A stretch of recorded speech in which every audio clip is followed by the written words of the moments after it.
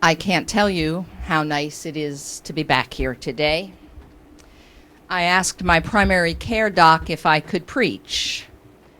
Sure, she said, if you sit and sip a lot of water. Oh, look, a new style. I felt a little pressure to look cute, what with Elvis waiting in the wings to take my job.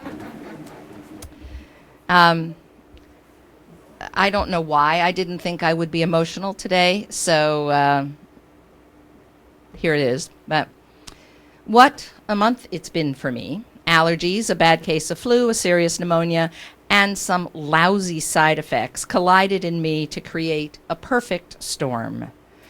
One Friday, Sarah and I were waltzing around the basketball court for over an hour, and the next Wednesday, a toddler who was posing as a doctor of PT was asking me if I lived at home by myself, and was this the way I walked? I didn't drive, did I? Right. But there are so many people to thank, starting with Chris, who got me to the ER and then handed me off to Emily, who got me enrolled in the hospital, and then those of you who kept watch both near and far, while I dozed fitfully through the time modern medicine battled with the flu and the pneumonia. And I'm glad I slept. Those are not my kind of movies. I didn't have any out-of-body experiences despite my high fevers, so nothing fun to report. I did, however, have that moment when I wondered if I would make it. It amused me greatly that it was a pretty UU moment. Huh. Oh. Well, I will, or I won't. And I went back to sleep. At some point, however, it did make me think about my dad and my last interaction with him, which was actually a vision, which is unlike either one of us. I saw Daddy and me striding along a mountain track. There was that path he would take that would lead him up the mountain and away from me. My path continued on another way. Good former Presbyterian girl that I am, I drove home that night singing. And actually, I'm not sure this was a good idea either, but we'll try in my bass voice.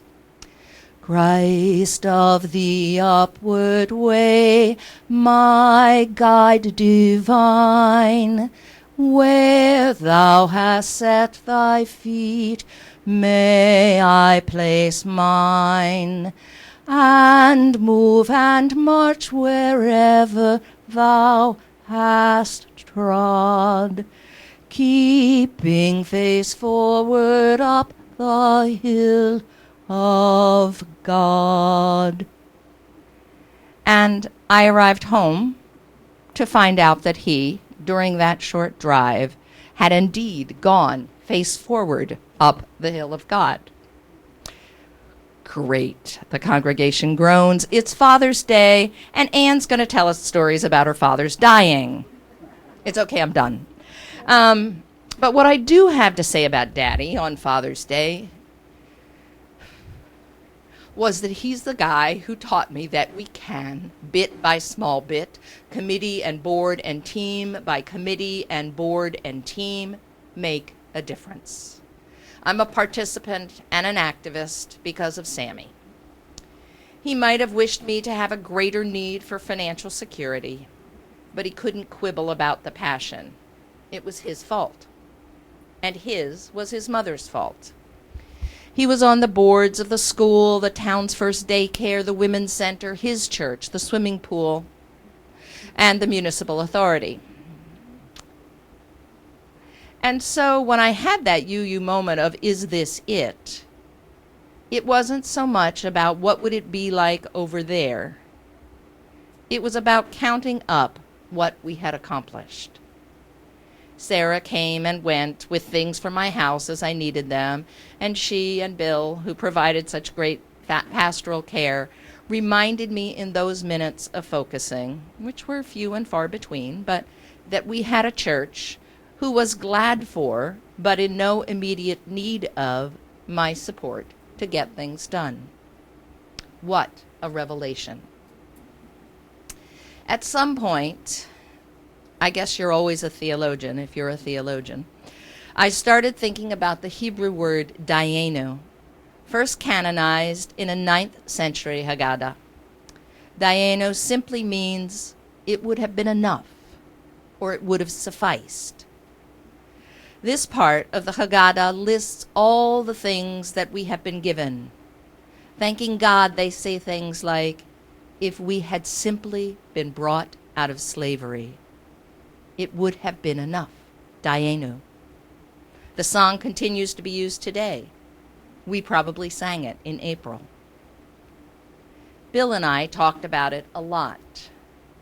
My feelings about if I had died were not fear about the hereafter, but gratitude for what we have accomplished in this place and all the things in play.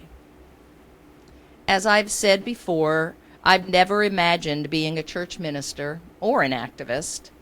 I was always a ritualist. Yet here, I have found my calling. Dayenu. I have found my colleagues inside and outside this group. Dayenu. I think we're recapturing some bit of the spirit that brought those first people together, and it encourages us to continue. Dayenu. We have developed systems of caring for one another. Dayenu. You're all more than capable of having great services without a minister's watching over. That's always been true. My colleagues can't believe that I let you up here. I don't think they've met you. But Dayenu. We have boards and committees working away. Dayenu, we have, and I am only supporter and PEP squad leader, a great education program for which we are known. Thank you, Sarah, and all the teachers.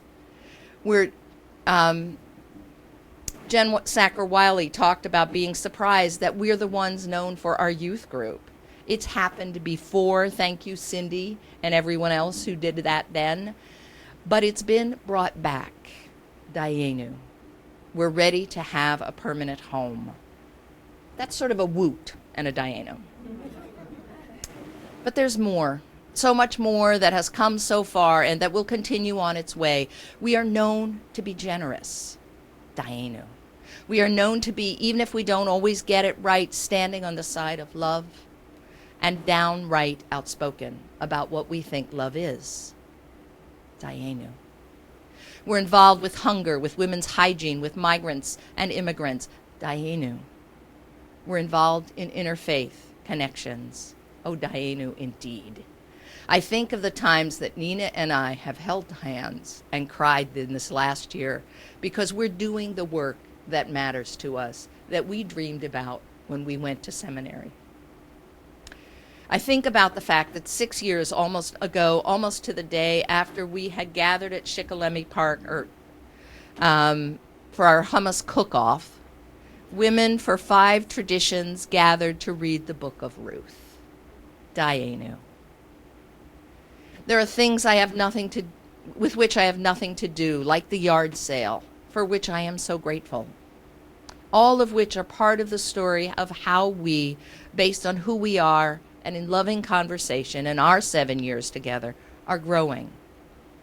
If I had left right then, Dayenu, it would have been enough. One of the few oddities of this convalescent period is that there is no looking forward. I am stuck in the past and in the now. I am, shockingly, not well enough to plan. Can you imagine how excruciating that is for me? So I have to look at what has been and what is. What is pretty boring and very slow. I am an extrovert stuck in a solitary endeavor. Thank heavens for books. I spent my entire sickness in a small village outside Quebec with people of Louise Penny's fashioning. It was so great. There were people there who loved words, loved to read, and loved to eat, and who needed nothing from me. There were a dozen books. I lived there a lot when I could. It was great because often the energy to see those I love is really right now more than I have. And at this point, I really need to nap and be quiet. It's a challenge. So in some ways, right now, the past is vastly more exciting because there's so much to look at and take pride in. It is an unexpected richness for me. You know how it is. You're doing things, but you don't realize how much you've accomplished. They're not personal accomplishments necessarily, but they are things of which I've been a part, proudly a part. But there's nothing like a whiff of mortality to make one take stock. There has always been so much I wanted to accomplish. Now, 7 years in, I feel there is much I have, in the company of dear companions, accomplished. Dayenu. It would have been enough, were life, to have stopped with all this richness. And the amazing thing is, it didn't. All those wonderful things we have started, some, I admit, by my badgering, are burgeoning. And people are coming to help us keep that happening. How exciting. So I've been very lucky that in my 15 years of membership, with only half of it as your minister, to have discovered the things that make life enough. In your company, I am enough. In this work, I am enough. Life is enough. We are enough. So I can't think about what I or we might do tomorrow. I'm going to keep slowly working at getting well. Thank you for the red candle. But I can ask you to consider whether, should time suddenly run out, you are working on the things you find important. It's not as if there isn't a list a yard long that I would like to accomplish. Look. All right. Or there wasn't. But at the moment, there is only the daily accomplishment. Look, I made a tuna fish salad. I drove. I ate a strawberry. I texted a friend. And I took a nap. At some point, I will go swimming. Today, I'm preaching a sermon. I was stunned when I couldn't write my musings and didn't for so many days. In the 5 years I've written, I've only not posted because there was no internet. When I could write again, it was such a joy. So I never worried about whether I'd write another sermon, simply whether I could stand and deliver. Obviously not. Doc, fix that. Sit, keep sitting, sipping water. Thank you, my friends, for removing Elvis from behind the pulpit. It was a bit discouraging to think a cardboard cutout from the yard sale could preach a better sermon than I, but during the time that he stood there, he could have. And it all brings me back to that Presbyterian hymn. You know, I am no longer Christian, but Barry always used to tell me that I would always be Presbyterian. It's true. In services, at least, both the order and the hymnody are deep in my blood. So I looked at the last verse of that hymn the other day.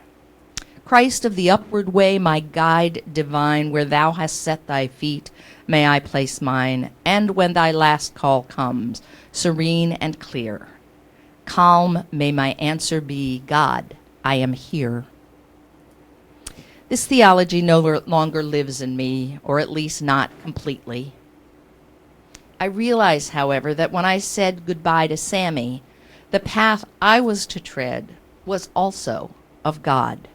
Who asked? I don't care. I don't know how that but I don't know that I knew this until I had those moments in the hospital room. I expected myself to calmly respond, love, I am here. And that to the best of my abilities, I had done that. It wasn't heroic or impossible. It was simply the job at hand. Love is simply the job at hand. The path we walk in life is sacred. Each of us is called.